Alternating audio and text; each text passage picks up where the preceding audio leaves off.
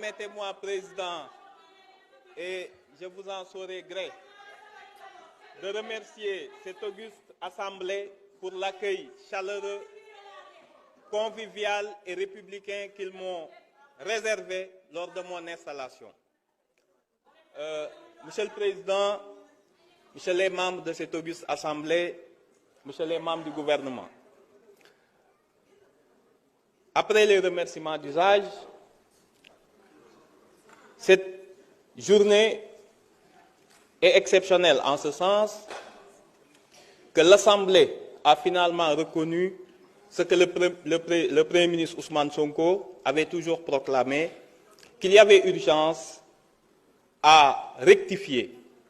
le règlement intérieur qui était en cours depuis l'ouverture de la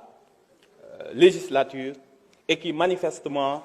contenait des dispositions qui n'étaient pas conformes à la Constitution. Sous réserve de cette reconnaissance et de l'esprit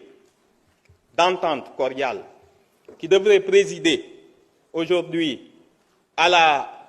réflexion et à l'adoption des modifications nécessaires,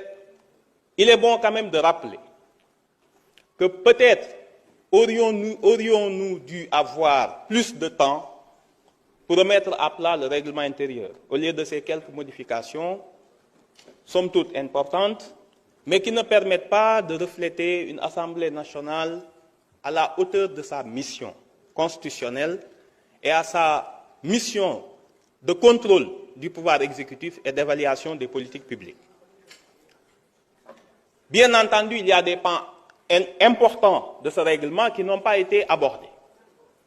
On pense naturellement aux règles qui entourent l'immunité parlementaire et la procédure de sa levée, qui ne permet aux députés d'avoir aucun recours, quand bien même la procédure serait viciée. Ce qui est un manquement grave et un manque de protection des députés, surtout lorsqu'il n'appartient pas à la majorité parlementaire.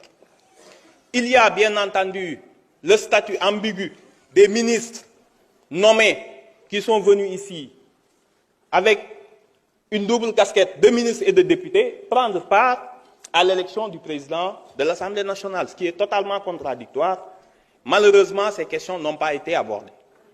On aurait pensé aussi que pour une réforme de cette ampleur, il eût été nécessaire de parler un peu des droits de l'opposition. Ça vous concerne peut-être pas aujourd'hui, mais demain ça pourrait l'être, en cas de dissolution de l'Assemblée. Je pense naturellement aux droits de tirage qui auraient pu être réservés à l'opposition et qui lui permettraient d'obtenir l'inscription par priorité à l'ordre du jour de questions qu'elle aura décidées en tant que groupe minoritaire, pour éviter le fait majoritaire et la tyrannie du groupe majoritaire. On aurait espéré qu'au moins par session, qu'on permette au groupe minoritaire de pouvoir initier une commission d'enquête parlementaire, comme vient de le dire l'honorable député Guy Marius Sagna, et qu'on lui donne les conditions et les moyens de prospérer. Il faut une assemblée rénovée, renouvelée et modernisée,